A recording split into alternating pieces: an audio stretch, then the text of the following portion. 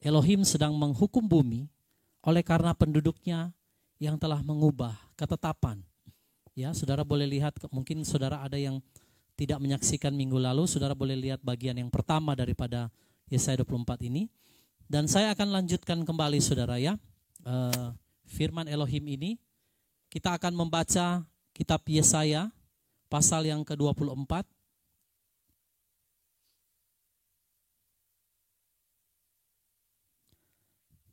Nah, minggu lalu itu saudara kita sudah sampai di ayat yang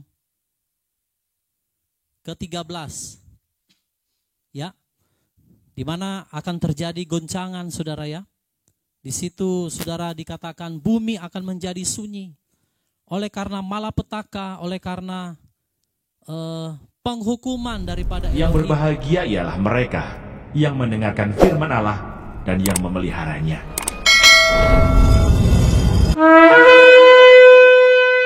Mereka mengangkat suara mereka, mereka bernyanyi bagi keagungan Yahweh, mereka berteriak keras dari laut.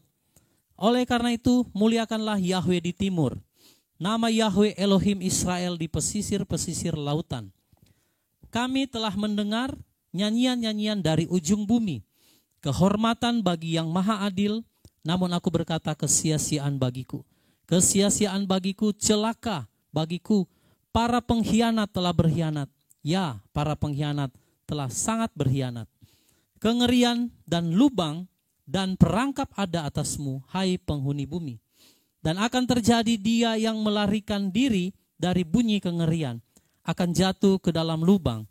Dan dia yang naik dari tengah-tengah lubang akan ditangkap dalam perangkap.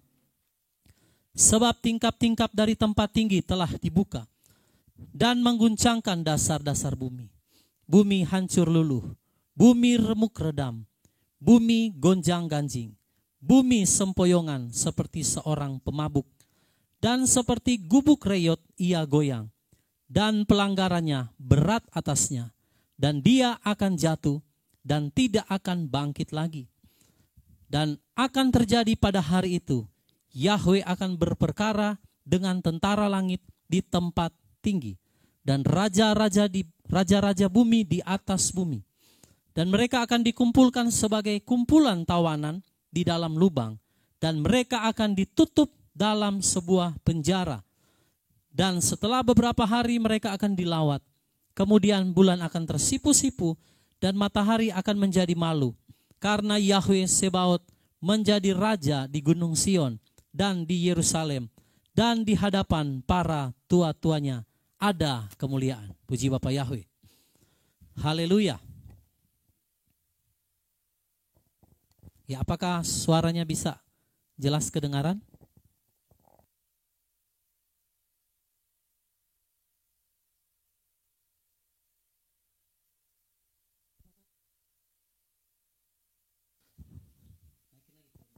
Saudara bisa dengar jelas suaranya ya Bapak Ibu? Oke, nanti kita akan naikin gainnya ya. Nah, puji Bapa Yahweh, saudara bisa melihat apa yang ditulis dalam Yesaya pasal 24 ini, mulai dari ayat yang kita baca ayat 14 saudara ya, sampai ayat 23.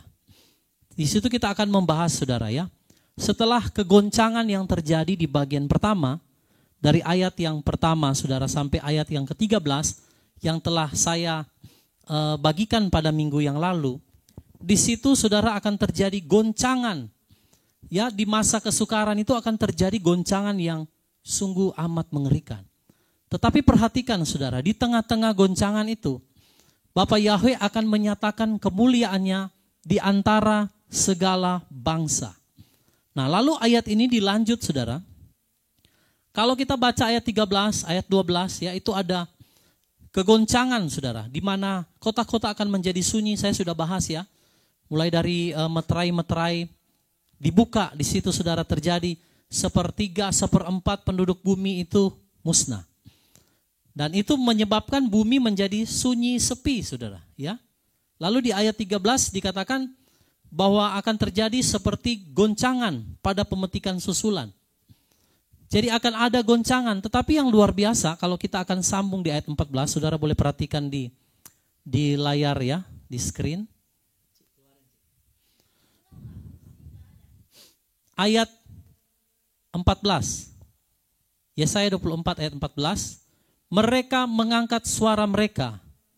Mereka bernyanyi bagi keagungan Yahweh. Mereka berteriak keras dari laut. Nah Bapak Ibu, saya ingin saudara menangkap pesan dari Bapak Yahweh malam hari ini. Di tengah-tengah kegoncangan dari ayat pertama, Yesaya pasal 24, sampai ayat yang ke-13, di antara kegoncangan di mana bumi akan dihancurkan, bumi akan remuk redam, di situ dikatakan, bumi akan menjadi sunyi dan sepi. Tetapi di tengah-tengah kegoncangan itu saudara, di ayat 14 ditulis mereka akan mengangkat suara mereka. Mereka bernyanyi bagi keagungan Yahweh, mereka berteriak keras dari laut. Jadi saya melihat bahwa nubuatan kitab Yesaya ini, di tengah-tengah kegoncangan yang akan terjadi melanda seluruh bumi ini, maka akan terjadi saudara pemulihan nama Yahweh. Di mana saudara? Di situ ditulis saudara ya. Kita lihat coba ayat 15 saudara. Yesaya 24 ayat 15. Nanti anak saya akan bacakan. Ada penggenapan nubuatan daripada kitab Yesaya ini bagi bangsa Indonesia. Maka kita bersyukur kita ada di tengah-tengah bangsa Indonesia yang ada di dalam firman sebenarnya, dalam penggenapan daripada kitab suci ya. Mari kita baca Yesaya 24 ayat yang ke-15.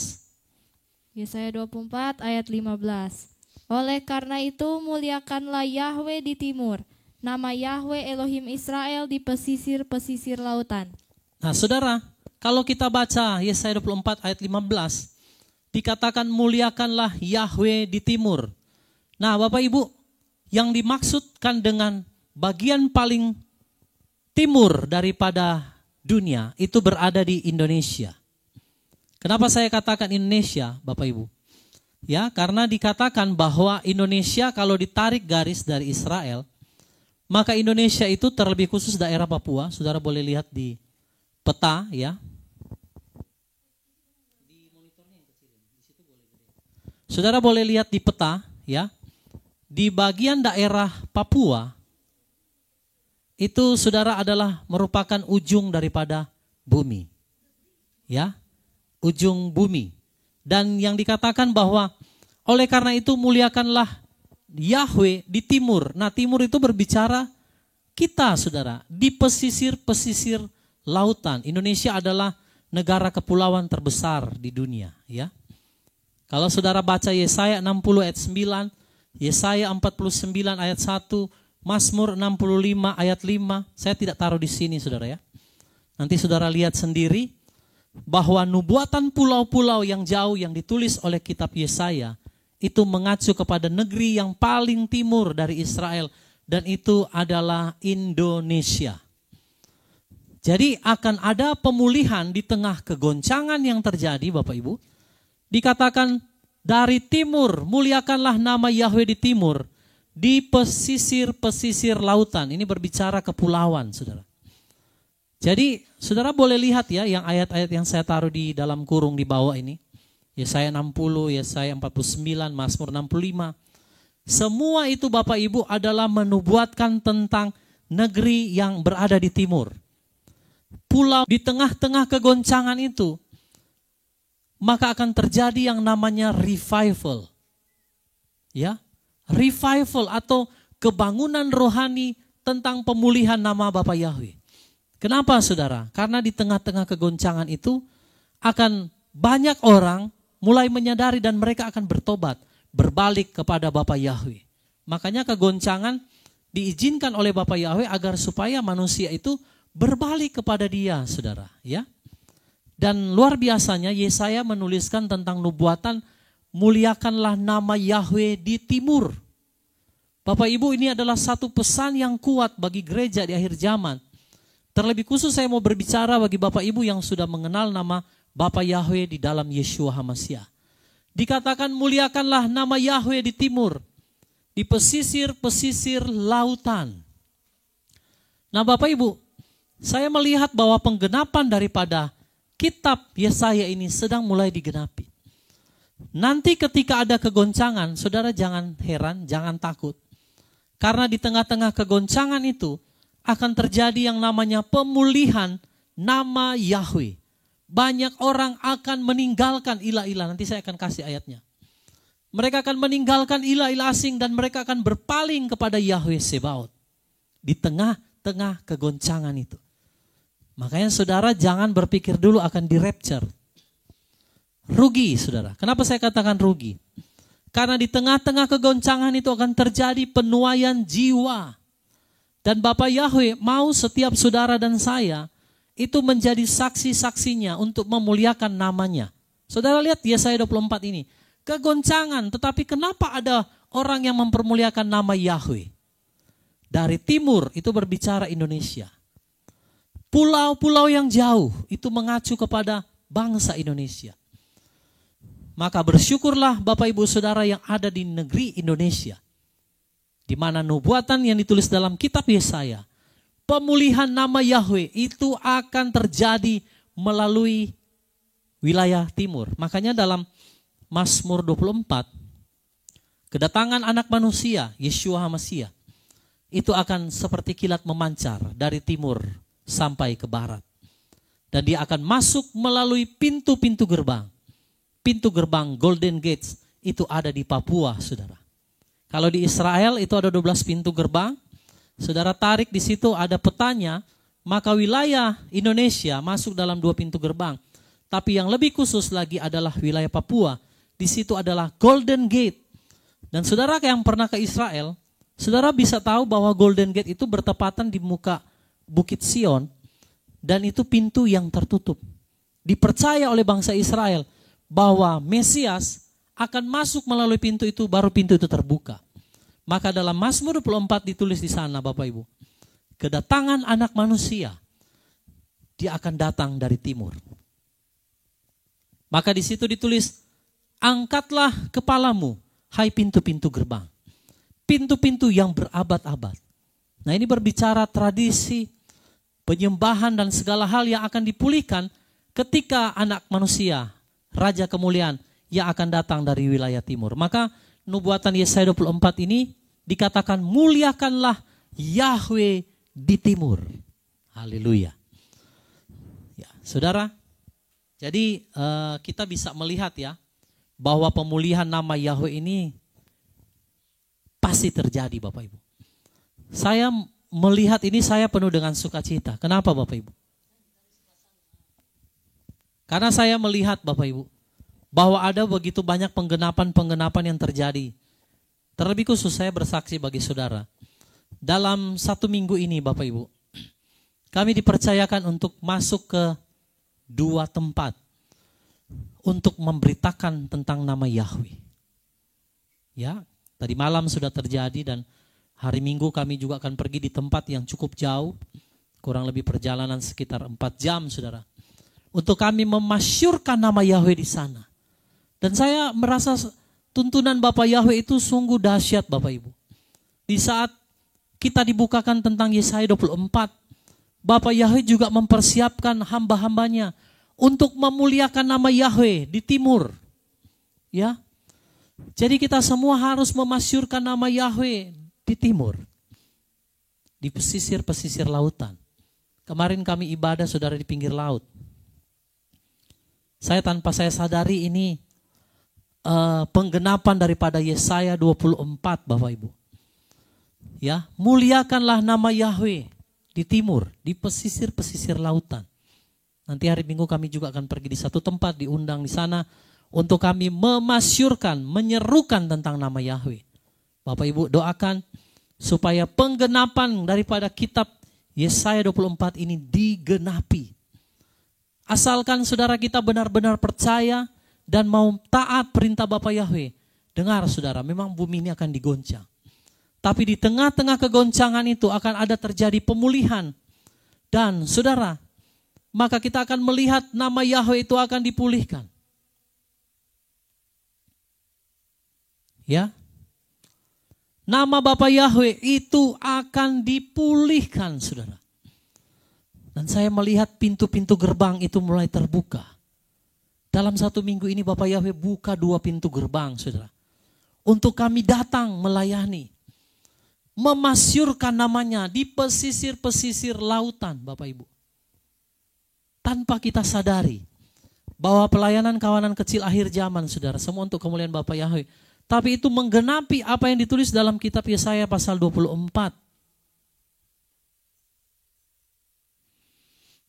Ya, saudara? Ya, terima kasih saudari Anita ya.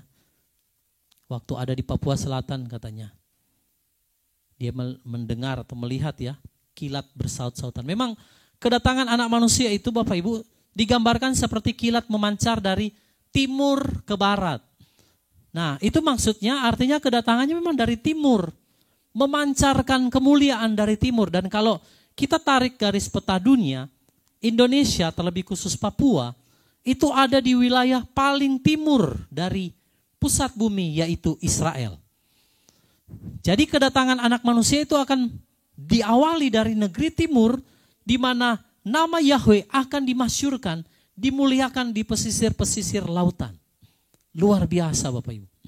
Jadi kita yang ada di Indonesia ini sedang menggenapi apa yang ditulis dalam nubuatan kitab Yesaya pasal 24. Sekarang tinggal tergantung saudara, respon saudara. Bagaimana saudara mau menangkap isi hati Bapa Yahweh di hari-hari ini. Untuk menyerukan nama Yahweh di pesisir-pesisir lautan. Karena kedatangan anak manusia itu memang seperti kilat memancar dari timur ke barat. Berarti kita yang ada di timur harus memancarkan kemuliaan Bapa Yahweh lewat apa? Lewat kita memasyurkan namanya untuk menggenapi nubuatan ini. Dalam kitab Yesaya juga ditulis, aku akan memanggil hambaku dari timur. Nanti di lain sesi saya akan bahas mengenai ini. Karena saya tidak cantumkan di sini Bapak Ibu. Aku akan memanggil burung buas dari timur. Ya, untuk menggenapi rencanaku. Ya, jadi saudara lihat di tengah-tengah kegoncangan yang akan terjadi ini, nama Yahweh itu akan dipulihkan. Melalui orang-orang yang takut akan Dia. Dipercayakan Bapa Yahweh untuk membuka pintu-pintu gerbang. Dan memasyurkan nama Yahweh. Ya, coba kita lanjut saudara ke ayat berikut, ke slide berikut. Jadi nama Yahweh ini akan dipulihkan, ya, dan itu akan dimulai memang dari timur. Saudara lihat orang-orang Papua saat ini banyak sekali yang mengenal nama Yahweh. Banyak terjadi kebangunan rohani tentang nama Yahweh di sana. Dan saya melihat itu mulai merambat ke Indonesia bagian timur. Ya, dan itu akan terus sampai ke bangsa-bangsa Bapak Ibu. Ya. Coba kita lihat Mazmur 22 ayat 28. Silakan dibaca. Mazmur 22 ayat 28. Seluruh ujung bumi akan ingat dan berbalik kepada Yahweh, dan seluruh kaum dari bangsa-bangsa akan sujud di hadapanmu. Ya, seluruh ujung bumi. Ujung bumi ada di mana, saudara? Ada di Papua, Indonesia. Itulah nubuatan kitab Yesaya tadi. Ujung-ujung bumi, pulau-pulau yang jauh, daerah pesisir lautan. Itulah Indonesia. Dikatakan seluruh ujung bumi akan ingat berbalik kepada Yahweh. Berarti akan terjadi kebangunan rohani yang luar biasa. Orang-orang akan mengenal nama Yahweh dan mereka akan meninggalkan ilah-ilah asing sebelum masa itu terjadi. Dan ini terjadinya di mana? Di saat kegoncangan Bapak Ibu. Di saat Bapa Yahweh sedang justru memperlihatkan kemuliaannya lewat peristiwa-peristiwa alam. Di situ orang akan berbalik kepada Yahweh, mereka akan bertobat. Ya, dan dikatakan seluruh kaum dari bangsa-bangsa akan sujud menyembah di hadapan Bapa Yahweh. Nah, di mana terjadinya? Justru di masa-masa kegoncangan Bapak Ibu.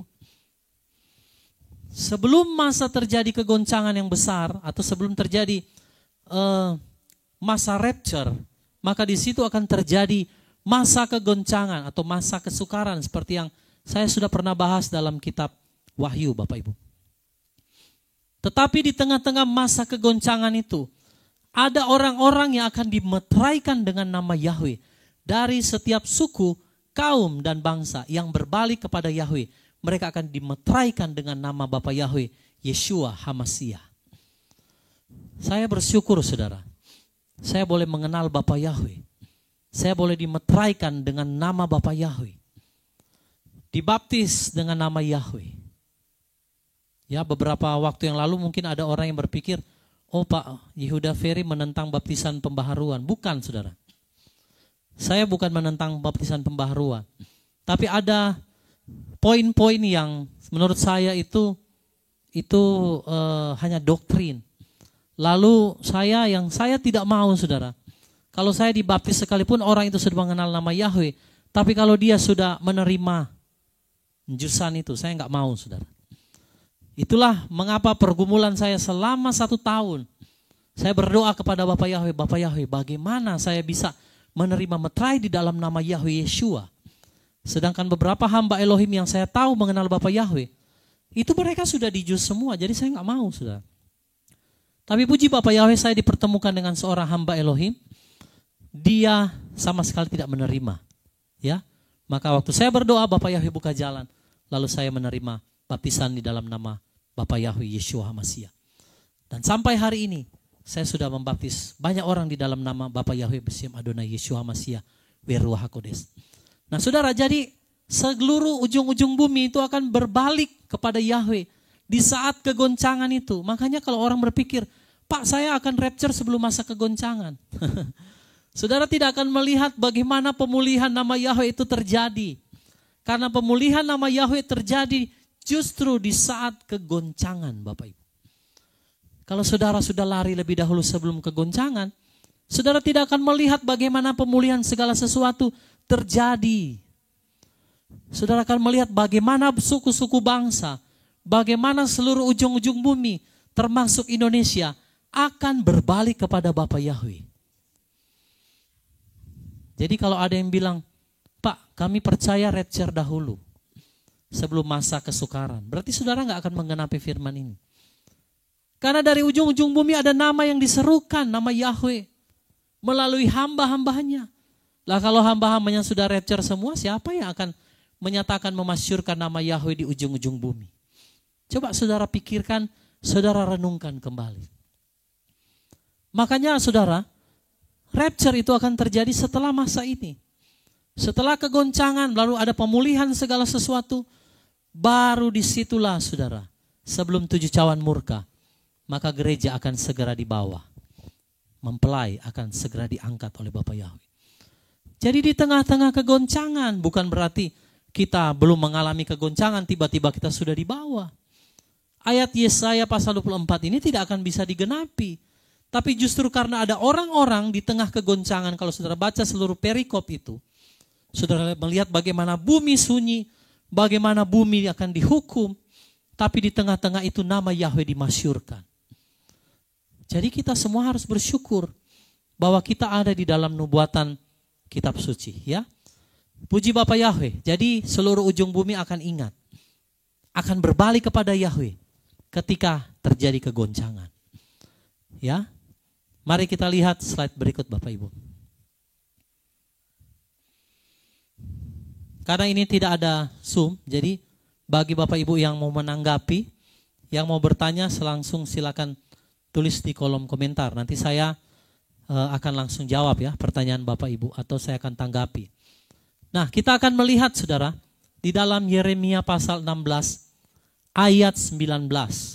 Apa yang akan terjadi kalau Bapa Yahweh mengguncang bumi ini, lalu akan terjadi pemulihan nama Yahweh di sana, nama Yahweh akan diserukan di ujung bumi, di pesisir-pesisir lautan. Lalu saudara kita akan melihat apa yang akan terjadi. Mari lihat Yeremia 16 ayat yang ke-19. Yeremia 16 ayat 19. Ya Yahweh, kekuatanku dan bentengku, dan tempat perlindunganku pada hari kesesakan. Bangsa-bangsa itu akan datang kepadamu dari ujung-ujung bumi dan berkata, leluhur kami hanya mewariskan kepalsuan, kesia-siaan, dan tidak ada yang menguntungkan di dalam mereka. Ya, saudara kita baca versi terjemahan baru. Kenapa saya ambil terjemahan baru? Ada kalimat yang menurut saya ini lebih sedikit masuk saudara, lebih tepat ya. Jadi kita akan lihat dalam terjemahan barunya Yeremia 16 ayat 19. Yeremia 16 ayat 19. Ya Yahweh, kekuatanku dan bentengku, tempat pelarianku pada hari kesesakan. Kepadamu akan datang bangsa-bangsa dari ujung bumi serta berkata, sungguh nenek moyang kami hanya memiliki dewa penipu, dewa kesia-siaan yang satu pun tiada berguna. Ya, saudara lihat, ada yang menarik di sini ya. Dikatakan ya Yahweh kekuatanku dan bentengku, tempat perlindungan pada hari apa? Kesesakan. Nah, saudara, Bapa Yahweh itu akan menjadi perlindungan bagi setiap saudara dan saya pada masa kesesakan yang akan menimpa bumi. Itulah masa kesukaran di mana anti-Hamasia akan berkuasa. Tapi perhatikan Bapak Ibu, di tengah-tengah masa kesesakan itu, dikatakan bahwa bangsa-bangsa akan datang kepadamu dari ujung-ujung bumi. Lalu mereka berkata apa? Dalam terjemahan baru lebih tepat saudara kalimatnya. Sungguh nenek moyang kami hanya memiliki apa? Dewa penipu. Dewa kesia-siaan yang satu pun tidak ada yang berguna. Artinya begini Bapak Ibu. Pada saat kegoncangan itu, orang berseru kepada nama ilah-ilah lain. Mereka tidak akan mendapatkan pertolongan. Karena Roma pasal 10 mencatat bahwa siapa yang berseru kepada nama Yahweh akan diselamatkan.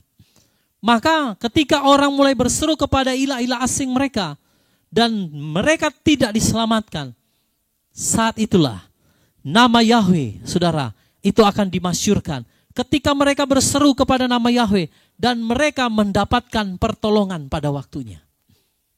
Amin, saudara. Nah, saudara akan melihat bahwa orang-orang yang tadinya menyembah ilah-ilah asing, nama ilah-ilah asing, kalau sekarang mereka boleh bilang sama saya, Pak, tapi kan saya menyembuhkan orang dengan nama itu, Pak. Ya karena engkau belum mendengar, karena belum terjadi kegoncangan. Nanti pada saat kegoncangan, engkau sudah mendengar nama Yahweh, engkau tidak berseru dan percaya kepada nama Yahweh, maka engkau pasti tidak dapat diselamatkan. Saudara lihat, bangsa-bangsa akan datang dari ujung bumi dan mereka akan berbalik kepada Yahweh. Mereka hanya berkata, wah nenek moyang kami mewariskan, memiliki dewa penipu. Ternyata si A itu tidak dapat menyelamatkan kami.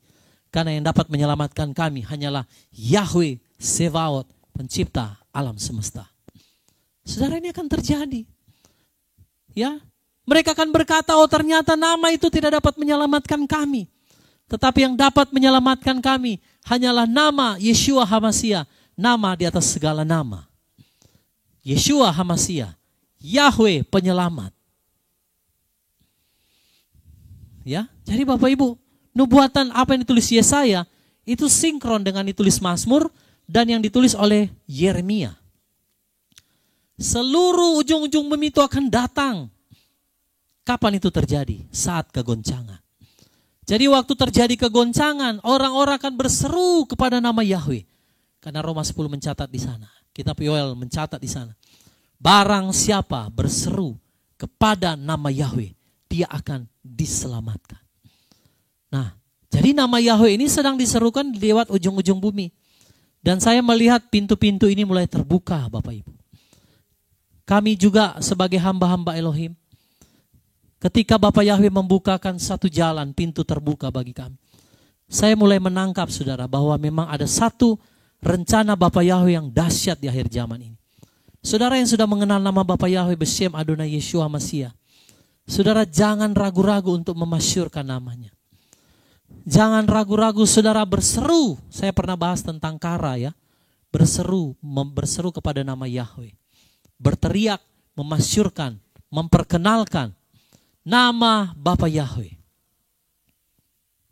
Ada seorang ibu, dia bersaksi saudara. Ya, di dalam mimpinya dia diganggu oleh kuasa-kuasa kegelapan. Waktu dia berdoa di dalam nama yang lama, iblisnya tidak lari saudara. Tapi ketika dia teringat, oh iya, saya sudah dipulihkan. Saya sudah dibaptis dengan nama yang benar. Lalu dia berseru di dalam nama Yeshua HaMashiach. Iblis itu takluk. Saudara lihat. Bahwa nama itu sangat berkuasa dengan sungguh dahsyat dan ajaib. Bapak Ibu, beberapa mungkin 1 bulan yang lalu, waktu selesai ibadah Sabat, saya ditelepon oleh seorang bapak dan meminta pertolongan untuk berdoa bagi tantenya yang saudara itu kalau perhitungan secara manusia sudah nggak ada harapan, saudara. Waktu saya datang di rumah sakit, semua alatnya sudah dalam keadaan koma, semua alat sudah ada di tubuhnya, sudah kayak orang apa ya, saudara? Ya sudah koma ya, sudah kalau orang sudah kayak ngorok gitu ya, seperti ada lendir di sini dan sudah nggak sadarkan diri, itu sudah nggak bisa makan, sudah nggak sadar, dipanggil juga, jadi sudah koma lah istilahnya. Saya lihat itu alat apa yang detak jantungnya itu sudah mulai melemah. Dan waktu saya bersama istri masuk, saudara, saya melihat anak-anaknya sudah mulai kehilangan pengharapan. Tapi bapak yang menelpon saya ini seorang yang mengenal Bapak Yahweh. Nah, kebetulan rumah saya tidak jauh dari rumah sakit itu, maka saya datang, saudara. Waktu saya datang, saudara, di tengah-tengah keluarga besar daripada ibu yang terbaring ini, ada perawat dan lain sebagainya. Saya berdoa dengan sekeras-kerasnya di dalam nama Bapa Yahweh Besem Adonai Yeshua HaMashiach. Segala sakit penyakit aku cabut di dalam nama Adonai Yeshua HaMashiach. Saudara, waktu kami berdoa tidak langsung terjadi mujizat. Tapi saya bilang sama keluarganya, percaya, pasti mama akan kembali pulang. Nah, saudara, lalu saya mendengar kabar setelah beberapa lama kemudian, saudara ya, bahwa ibu ini yang tadinya nggak sadar ada dalam kondisi koma, saudara. Puji Bapa Yahweh, sudah pulang, dia makan dan dia sadar, dia sudah berbicara. Haleluya. Di situ saya melihat nama Yahweh yang berkuasa. Bapak Ibu, saya bersaksi dari sejak saya muda saya melayani masih di nama lama, memang terjadi mujizat. Tetapi karena saya tidak memahami dan tidak mengerti, tidak mengenal nama Bapa Yahweh yang sebenarnya. Maksudnya nama Bapa yang sebenarnya. Nama Elohim kita, Yeshua. Tapi itu pun Bapa menjawab dengan doa-doa. Harusnya kalau saudara sudah mengenal nama Bapa Yahweh di dalam Yeshua, menurut saya itu lebih dahsyat kekuatannya, saudara. Harusnya lebih dahsyat. Bayangkan orang mau mati, saudara. Sudah koma, sudah masuk koma, kayak orang ngorok gitu, saudara ya. Sudah tidak sadar. Waktu kita berdoa di dalam nama Bapa Yahweh Besem Adonai Yeshua HaMashiach, saudara, orang ini sembuh dan hari ini dia sudah sehat, saudara. Dahsyat dan ajaib. Jadi saudara, lihat bahwa bangsa-bangsa itu akan datang dari ujung bumi. Mereka berkata, ilah-ilah asing yang kami sembah, warisan nenek moyang kami tidak berguna. Kenapa enggak berguna? Karena tidak dapat menyelamatkan mereka pada waktu kesesakan. Tapi Yeremia mencatat, ya Yahweh, kekuatanku, bentengku, tempat perlindunganku pada hari kesesakan. Dahsyat, saudara. Ya, luar biasa. Waktu kami mau pergi doa, saudara, ada seorang jemaat, ya, bapak-bapak, dia sakit, saudara, asam urat, sampai di bagian kakinya merah semua, Bapak Ibu. Kami sudah mau pergi doa, tapi Bapak ini sudah mau naik mobil, saudara, kakinya merah semua. Dan tidak bisa berjalan. Saya bilang, Pak, angkat kakinya. Angkat, dia pakai celana panjang, saya suruh angkat. Saya doa di dalam nama Yeshua HaMashiach. Bapak Ibu tahu, kakinya yang merah itu, saudara, tiba-tiba hilang. Dan Bapak itu bisa berjalan. Luar biasa. Jadi saya mau bilang, Bapak Ibu, nama Yahweh, nama Yeshua itu sangat powerful, sangat berkuasa. Bangsa-bangsa satu ketika akan datang. Mereka akan datang dari ujung bumi dan mereka berkata, ternyata yang diwariskan nenek moyang, nama ilah-ilah asing tidak dapat menyelamatkan mereka pada waktu hari kesesakan, yaitu hari yang akan menimpa dunia ini. Di dalam masa-masa kesukaran. Maka tidak salah firman mencatat, barang siapa berseru kepada nama Yahweh, dia akan diselamatkan. Bapak Ibu, saya mau bilang bahwa begini, saudara jangan tertipu. Kalau orang bilang Nama lama kok bisa menyembuhkan? Nah, perbedaannya ada di sini Bapak Ibu. Ini yang Roh Kudus taruh hikmat, Ruach HaKodes taruh pengertian di hati saya malam hari ini. Saudara, jangankan kita berseru ya kepada nama Yahweh, yang dikatakan nama di atas segala nama, Yeshua Masiah.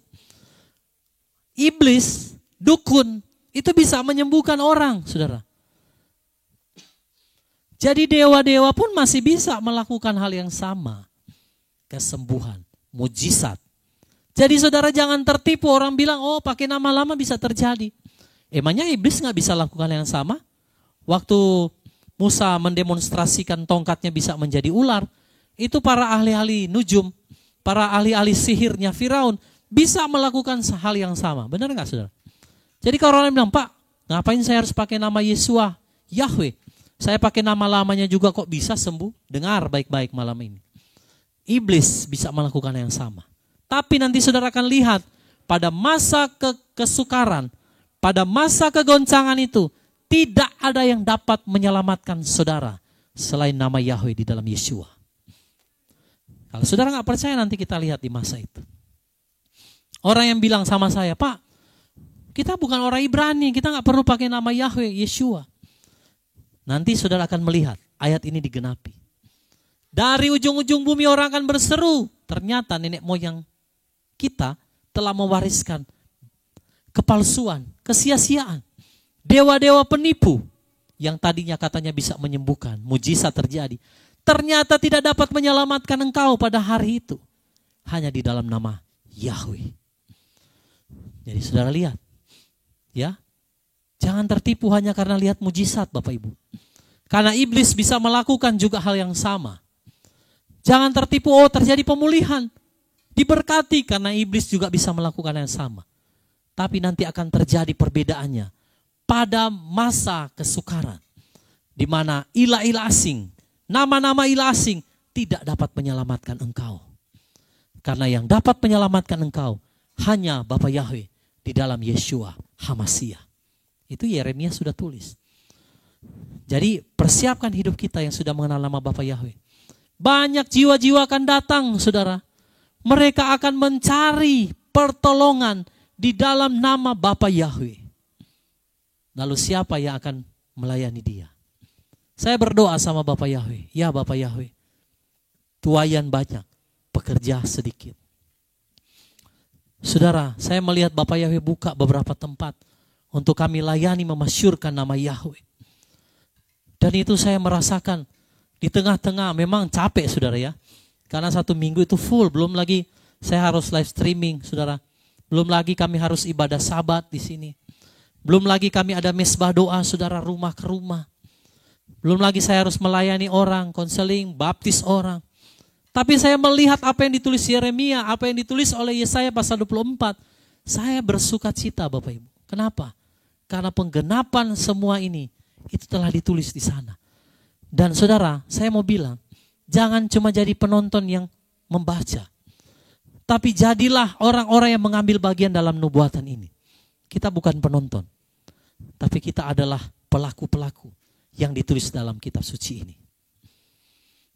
Jangan jadi penonton Bapak Ibu. Persiapkan hidup kita.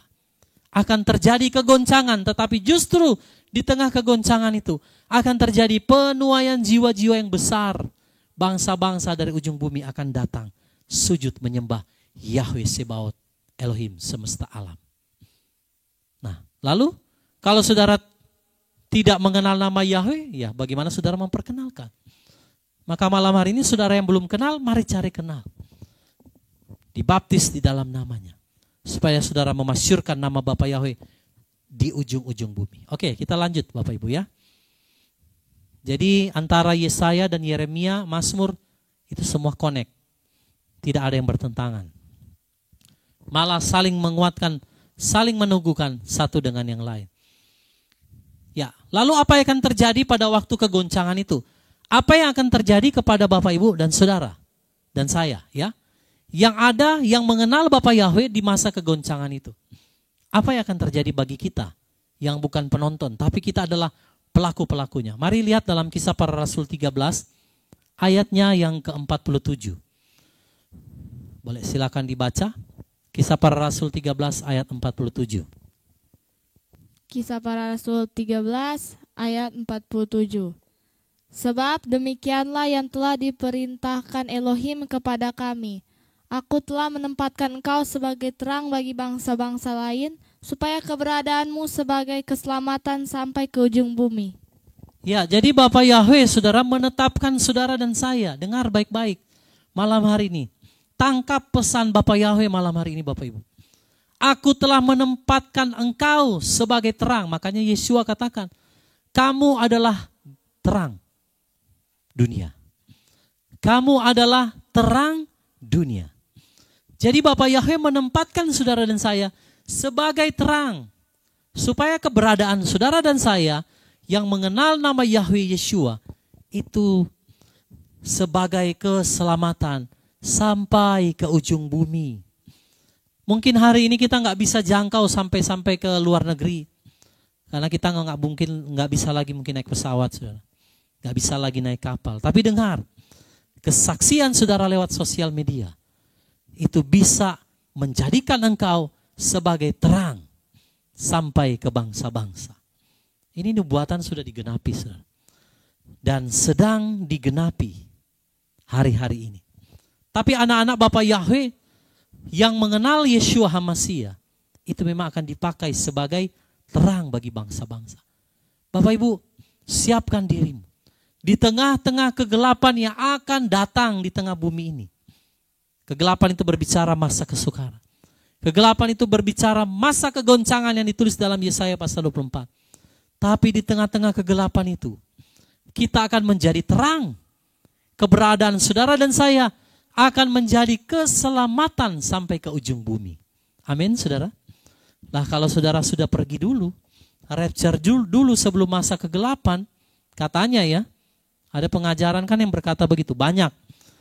Bahkan gereja lama yang masih pakai nama Arab dan nama Yunani, sama mereka juga percaya mereka rapture sebelum masa kegelapan itu. Sekarang pertanyaan saya, kalau orang mengenal Bapak Yahweh sudah rapture lebih dahulu, sebelum masa kegelapan, masa kesukaran, lalu ayat yang menyatakan saudara akan menjadi terang bagi bangsa-bangsa itu terjadi saat kapan, saudara? Ya, justru di tengah-tengah kesukaran, di tengah-tengah penderitaan, di tengah-tengah kegelapan yang akan menutupi bumi ini, anak-anak Bapak Yahweh ditempatkan sebagai terang bagi bangsa-bangsa. Makanya lewat saudara dan saya itu keselamatan akan sampai ke ujung-ujung bumi. Akan sampai ke daerah-daerah yang tidak terjangkau. Dan dari sana akan terjadi bangsa-bangsa akan mengenal Bapa Yahweh di dalam Yeshua HaMashiach. Ya, kalau Bapa Yahweh percayakan bangsa-bangsa seperti mungkin China, India, hari ini saudara, China, India sedang terjadi kebangunan rohani. Banyak orang Kristen, orang percaya kepada Bapa Yahweh yang sudah mulai ada di bangsa India dan Cina. Dan saya dengar yang terakhir itu di Iran, saudara. Mulai terjadi orang-orang mulai berbalik. Nah, ini kesempatan bagi kita untuk memperkenalkan nama yang benar kepada bangsa-bangsa.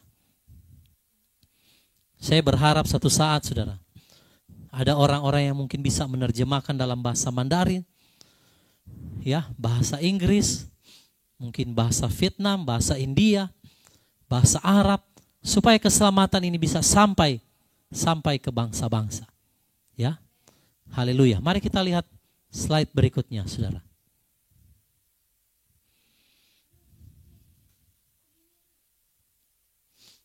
Haleluya.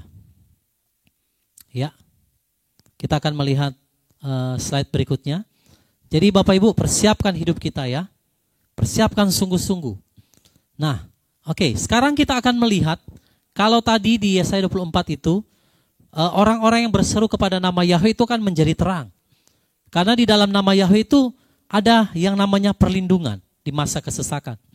Lalu apa yang terjadi kalau orang tidak menerima atau menolak nama Yahweh pada masa kesesakan kegoncangan itu? Nah, berarti ada dua golongan. Kalau yang tadi kan orang-orang yang percaya lalu berbalik, mereka akan diselamatkan. Sehingga nama Yahweh akan masyurkan sampai ke ujung bumi. Lalu bagaimana dengan orang yang menolak nama Yahweh pada masa kegoncangan atau masa kesukaran itu? Mari lihat Yesaya 24. Kita lanjut ayat 17 dan ayat yang ke-18. Silakan dibaca. Yesaya 24 ayat 17 sampai 18. Kengerian dan lubang dan perangkap ada atasmu, hai penghuni bumi, dan akan terjadi dia yang melarikan diri dari bunyi kengerian akan jatuh ke dalam lubang, dan dia yang naik dari tengah-tengah lubang akan ditangkap dalam perangkap. Sebab tingkap-tingkap dari tempat tinggi telah dibuka dan mengguncang dasar-dasar bumi.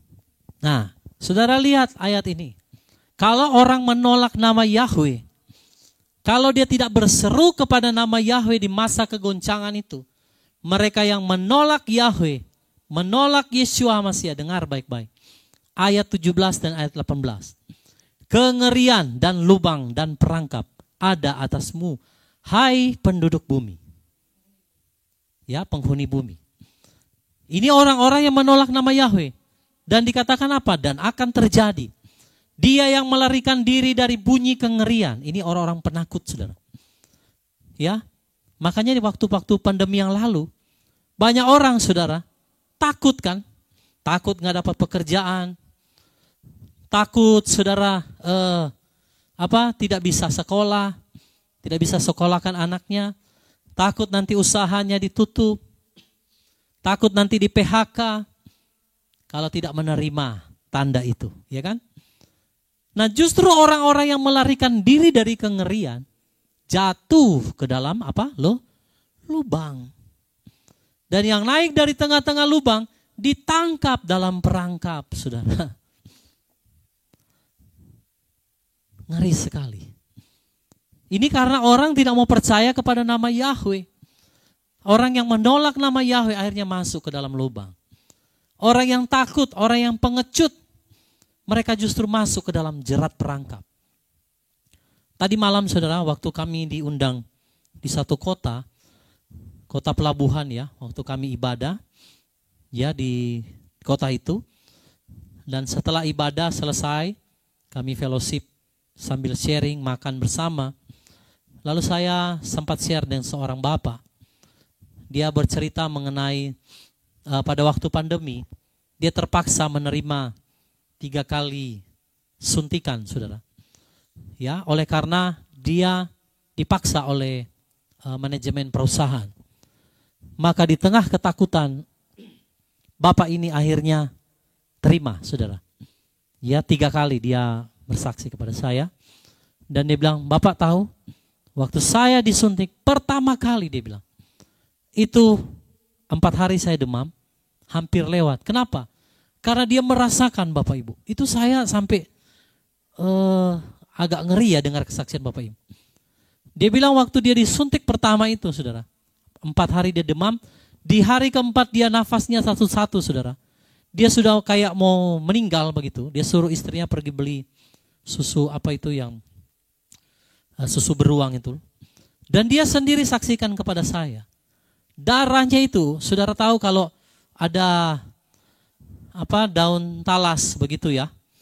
Daun talas atau daun kelor gitu. Kita taruh kayak air atau ada tetesan embun, hujan begitu air. Kalau ditaruh di daun talas itu kan kayak lari sana lari sini ya. Benar ya saudara ya, lari-lari gitu. Nah itu dia bilang sama saya, Pak, waktu saya terima yang pertama itu langsung darah saya seperti kata jalan-jalan begitu. Wah, saya langsung ingat. Waduh, ini ya yang biasa saudara pasti sudah tahu ya. Bagaimana graphene oxide itu yang ada di dalam suntikan itu mulai bekerja. Dan dia bilang, Pak, itu darah saya kata seperti, sudah tahu seperti boba. Dia bilang sama saya seperti boba. Lari sana, lari sini kata. Kayak di dalam tubuh itu lari sana, lari sini. Waduh. Saya bilang inilah graphene oxide. Banyak orang tidak memahami. Banyak orang tidak mengerti, saudara. Lalu dia bilang, Pak, sampai hari ini saya tidak seperti dahulu. Cepat capek. Ya tidak fit. Cepat lelah. Sakit-sakitan. Nafas sesak sering begitu, saudara. Jadi saudara lihat. Ya banyak orang yang penakut, yang melarikan diri dari bunyi kengerian. menolak nama Yahweh akan masuk ke dalam lubang, saudara. Yang keluar dari lubang pun ditangkap di dalam perangkap. Bayangkan, berarti nggak bisa lari. Jadi kalau saudara tidak mengenal nama Yahweh, saudara menolak nama Yahweh di dalam Yeshua, saudara akan jatuh ke dalam jerat, perangkap daripada iblis.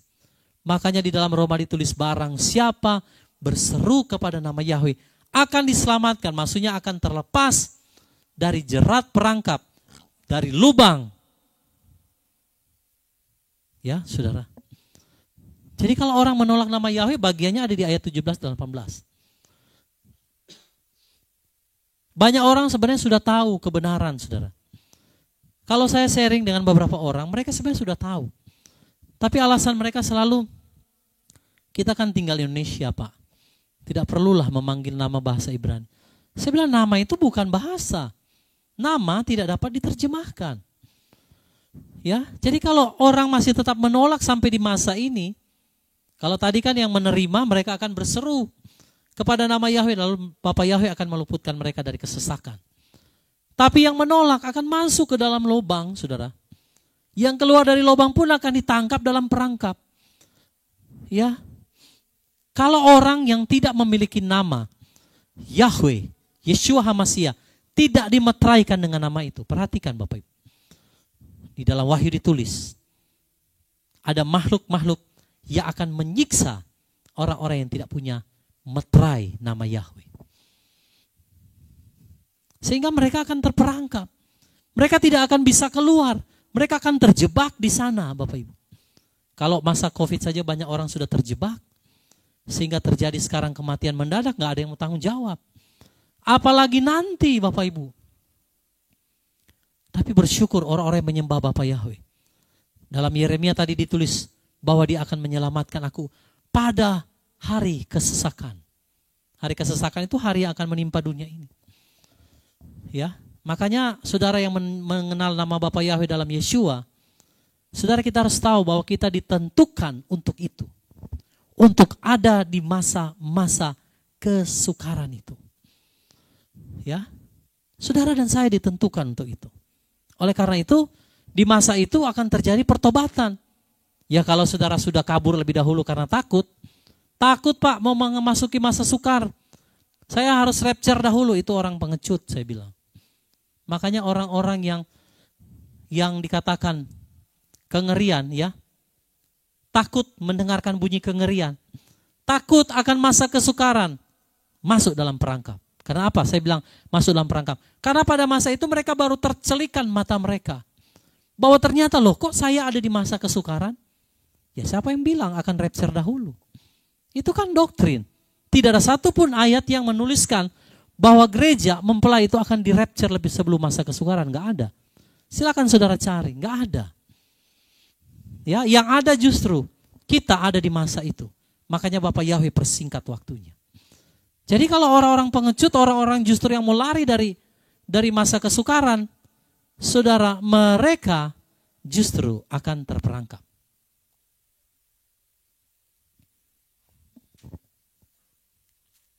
Ya. Ya mungkin ada yang bilang, ada yang berkomen kan mungkin. Bagaimana dengan pendeta AS? Ya. Yang menyembuhkan dengan nama Yesus katanya. Saya mau bilang, saudara, kalau ada dukun pakai nama dewanya bisa sembuh. Di dekat saya sini, saudara, daerah pasar, itu ada seorang dukun. Itu pasiennya pejabat semua. Antri dengan mobil mewah semua, ada antri di pasar itu. Sembuh. Jadi nggak usah bilang, saudara, dengan nama Yesus, dengan nama-nama ilah lain juga bisa terjadi mujizat. Tapi ingat Bapak Ibu, kalau dukun selalu ada tumbalnya. Ya. Ya, nama Yesus itu diterjemahkan. Nama aslinya Yeshua HaMashiach. Yeshua. Ya, mungkin Pak Yusuf Sabanting mungkin tidak mengerti. Kalau nama Bapak Yusuf, masa saya harus panggil Bapak kalau di Amerika jadi Yosef? Kan nggak mungkin, Pak. Bapak namanya Yusuf Sabanting. Mau saya panggil Bapak Yosef? Kan enggak. Nama Bapa dimanapun tetap sama. Nah, Yesus itu diterjemahkan ke Indonesia, Pak. Harusnya nama itu nggak boleh diterjemahkan. Nama yang ditulis di salib itu kan ada 3 bahasa, ya, bahasa Ibrani, Yunani, dan bahasa apa? Ada Ibrani, Yunani, lalu satunya lagi apa? Bahasa saya lupa sudah. Yunani, Ibrani, dan ada satu lagi ya. Ditulis di situ Yeshua, lalu Yesus bahasa Yunaninya. Ya, Yesus itulah yang diterjemahkan ke Jesus. Jesus pun diterjemahkan ke Indonesia jadi Yesus. Makanya kalau Bapak baca kitab suci terjemahan baru, Yesus di sana ditulis. Tapi sesungguhnya Yesus, Yeshua HaMashiach itu kan orang Ibrani, Pak. Jadi iya bahasa Latin. Terima kasih Pak Yonas. Bahasa Latinnya itu kan INRI. Nah, jadi Yesus itu diterjemahkan. Sebenarnya nama nggak boleh diterjemahkan. Ya kayak Pak Yusuf kan nggak mungkin Bapak pergi Amerika jadi Joseph, enggak. Tetap Bapak punya nama Yusuf. Kenapa diterjemahkan ke bahasa Indonesia? Itu karena ada upaya daripada iblis untuk mengaburkan nama Yahweh. Karena kalau Bapak pakai nama Yeshua itu ada artinya, Pak. Yeshua itu ada artinya Yahweh keselamatan. Tapi kalau Bapak pakai nama Yesus, Yesus itu nggak punya arti. Makanya kalau saudara menyelidiki ke tentang nama Yesus itu justru pengertiannya lari jauh. Banyak yang sudah share, nanti saudara akan cari. Saya nggak mau bahas di sini, nanti orang pikir saya ya. Yang penting saudara cari saja. Ya, makanya nama Yeshua itu tidak boleh diterjemahkan harusnya. Nama itu bukan bahasa. Kalau bahasa misalnya kayak Lord, God, Elohim. Dari bahasa Elohim diterjemahkan ke bahasa Inggris jadi God, Lord. Atau Adonai diterjemahkan ke Inggris jadi Lord, God. Ke Indonesia diterjemahkan jadi Tuhan. Nah itu bahasa atau gelar yang bisa diterjemahkan. Tapi kalau nama personal seseorang tidak bisa diterjemahkan. Maka nama Yahweh, Yeshua itu sangat penting Bapak Ibu. Sangat amat penting. Ya, kalau Bapak Yusuf nanti ke Amerika orang panggil Joseph, kira-kira Bapak mau noleh nggak? Ya nggak bisa. Kan Bapak kan punya nama Yusuf bukan Joseph. Ya. Nah, jadi kalau orang bisa menyembuhkan, pastor misalnya AS tadi ya, menyembuhkan dengan nama Yesus. Saya juga dulu menyembuhkan dengan nama Yesus karena saya belum mengenal. Tapi seperti yang saya saksikan tadi saudara, waktu saya mengenal nama Yeshua, nama Bapa Yahweh, saya berdoa orang koma bisa bangun saudara. Ya. Jadi nama Yesus itu karena Bapak sudah bacanya sudah diterjemahkan. Sebenarnya 3 bahasa itu ya, Ibrani, Yunani, dan Latin itu ditulis. Yang menulisnya itu adalah si Pilatus. Jadi kalau Bapak mengenal sekarang yang ditulis Yesus itu karena Pilatus. Pada mulanya tidak demikian Pak. Nama itu nggak boleh diterjemahkan. Maka pentingnya Yesaya 24 menulis ya tentang bagaimana nama Yahweh itu akan dipulihkan, diserukan, dimasyurkan di bangsa-bangsa.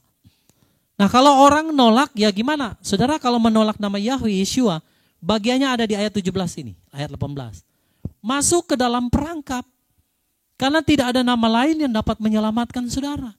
Di bawah kolong langit ini hanya nama Yeshua. Makanya Yeshua itu namanya Yahweh keselamatan artinya. Kalau Bapak nggak percaya dengan apa yang saya sampaikan, nanti di masa kesukaran itu silakan berseru kepada nama ilah-ilah lain. Tapi jangan salahkan, coba kita kembali lagi ke slide sebelumnya.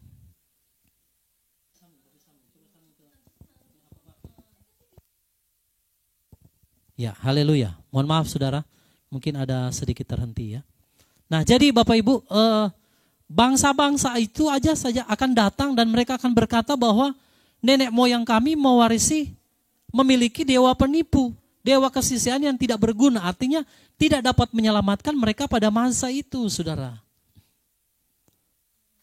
Nanti di masa kesukaran, orang yang tidak berseru kepada nama Yahweh, itu tidak akan diselamatkan. 2 Tawarikh pasal 7.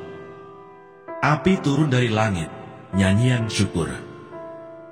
Setelah Salomo mengakhiri doanya, Api pun turun dari langit memakan habis korban bakaran dan korban-korban sembelihan itu, dan kemuliaan Tuhan memenuhi rumah itu. Para imam tidak dapat memasuki rumah Tuhan itu, karena kemuliaan Tuhan memenuhi rumah Tuhan.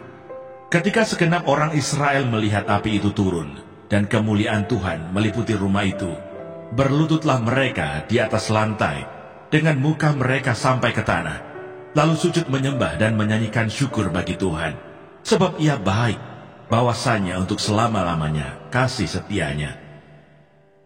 Korban pentahbisan dan perayaan. Lalu raja bersama-sama seluruh bangsa mempersembahkan korban sembelihan di hadapan Tuhan. Sebagai korban sembelihan, Raja Salomo mempersembahkan 22.000 ekor lembu sapi dan 120.000 ekor kambing domba. Demikianlah raja dan seluruh bangsa mentahbiskan rumah Allah. Para imam telah siap berdiri pada tempat mereka. Begitu pula orang-orang Lewi telah siap dengan alat-alat musik untuk memuliakan Tuhan, yakni alat-alat musik yang dibuat Raja Daud untuk mengiringi nyanyian syukur bagi Tuhan, bahwasanya untuk selama-lamanya kasih setianya. Setiap kali mereka ditugaskan Daud menyanyikan puji-pujian, dalam pada itu para imam berdiri berhadapan dengan mereka sambil meniup nafiri, sedang segenap orang Israel berdiri. Lalu Salomo menguduskan pertengahan pelataran yang di depan rumah Tuhan, sebab disitulah diolahnya segala korban bakaran dan lemak korban keselamatan. Sebab mezbah tembaga yang dibuat Salomo tidak dapat memuat korban bakaran dan korban sajian dan segala lemak korban. Dan pada waktu itu juga Salomo mengadakan perayaan Pondok Daun selama 7 hari bersama-sama dengan seluruh Israel, suatu jemaah yang amat besar dari jalan masuk ke Hamat sampai ke sungai Mesir. Pada hari yang ke-8 mereka mengadakan perkumpulan raya, karena mereka telah merayakan pentahbisan mezbah selama 7 hari dan perayaan Pondok Daun selama 7 hari.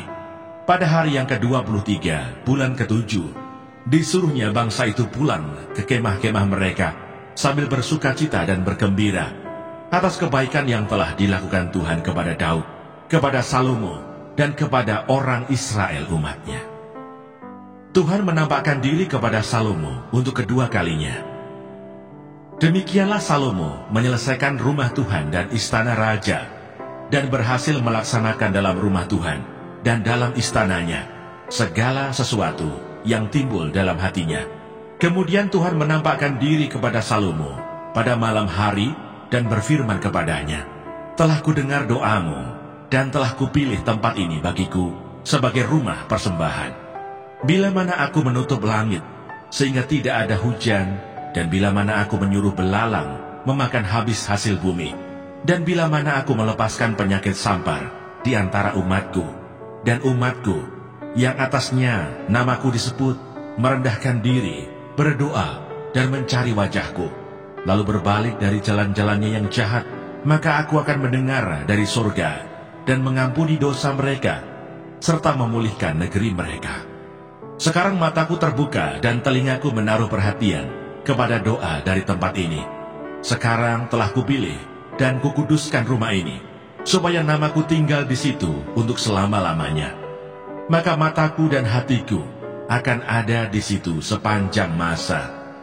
Mengenai engkau, jika engkau hidup di hadapanku sama seperti Daud ayahmu, dan berbuat sesuai dengan segala yang kuperintahkan kepadamu, dan jika engkau tetap mengikuti segala ketetapan dan peraturanku, maka aku akan meneguhkan tahta kerajaanmu sesuai dengan perjanjian yang telah kuikat dengan Daud ayahmu, dengan berkata, tak akan terputus keturunanmu yang memerintah atas Israel.